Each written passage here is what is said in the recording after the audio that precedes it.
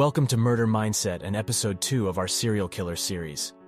In this episode, we are heading to the swamps of Louisiana to bring you a concise account of the Baton Rouge serial killer Derek Todd Lee. If you enjoy this video, please leave a like and subscribe to the channel. But for now, let's get into it. Derek Todd Lee was born on November 5, 1968, in St. Francisville, Louisiana.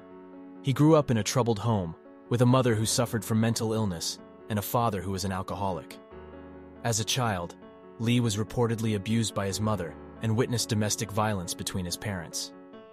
Lee's early life was marked by academic struggles and disciplinary problems. He dropped out of high school and was arrested several times for petty crimes, including burglary and theft. Despite his troubled past, Lee was able to find work as a truck driver and lived a relatively normal life for several years. On April 18, 1998, Randy Mabrewer disappeared from her home in Oak Shadows subdivision in Zachary, Louisiana. Derek Todd Lee was one of the main suspects in Randy's disappearance. On September 24, 2001, 40-year-old Gina Wilson Green was found murdered in her home on Stanford Avenue near LSU. Green had been strangled, and her body was found with her pants pulled down. The murder was particularly brutal, and police were unable to identify a suspect. Lee's next known victim was 21-year-old LSU student Geraldine Barr DeSoto, who was found dead in her home in January 2002. DeSoto had been stabbed to death and almost beheaded. In May 2002, Lee struck again, killing LSU student Charlotte Murray Pace in her Baton Rouge apartment. Pace's body was found with stab marks indicating she had been stabbed 83 times with a screwdriver. Derek Todd Lee would kill again 2 more times in 2002, with Pamela Kinamore and Trenisha Columns falling victim to the Baton Rouge serial killer.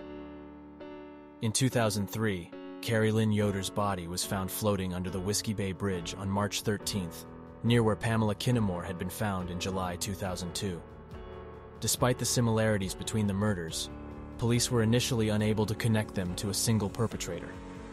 The investigation was complicated by the fact that the victims did not know each other, and there was no apparent motive for the crimes. Police conducted a massive investigation, interviewing thousands of potential witnesses and suspects, but were unable to identify a suspect. Lee's methods varied with nearly each murder. Similarities between the crimes included the removal of cell phones from the victim's belongings and a lack of any visible signs of forced entry into the location where the victim was attacked.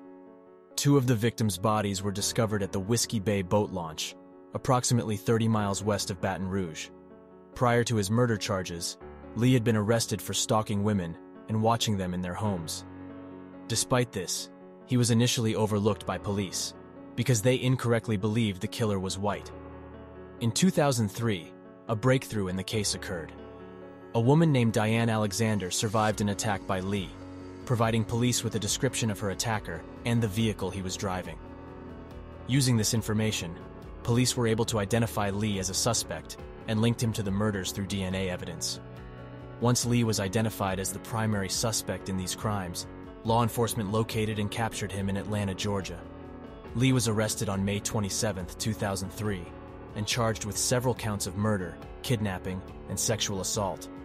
During his trial, prosecutors presented a wealth of evidence linking Lee to the murders, including DNA evidence, witness testimony, and forensic evidence. Despite the overwhelming evidence against him, Lee maintained his innocence throughout his trial. He claimed that he was the victim of mistaken identity and that the DNA evidence was contaminated or planted by police. However, the jury was convinced of Lee's guilt and convicted him of 2 counts of first-degree murder in October 2004. Lee was sentenced to death for his crimes, and his case was appealed several times over the years. However, his convictions and sentence were ultimately upheld, and Lee remained on death row until his death in 2016. The crimes of Derek Todd Lee were shocking and deeply disturbing, leaving a lasting impact on the Baton Rouge community. Lee's victims were young women with bright futures ahead of them, whose lives were cut short by a ruthless and violent individual.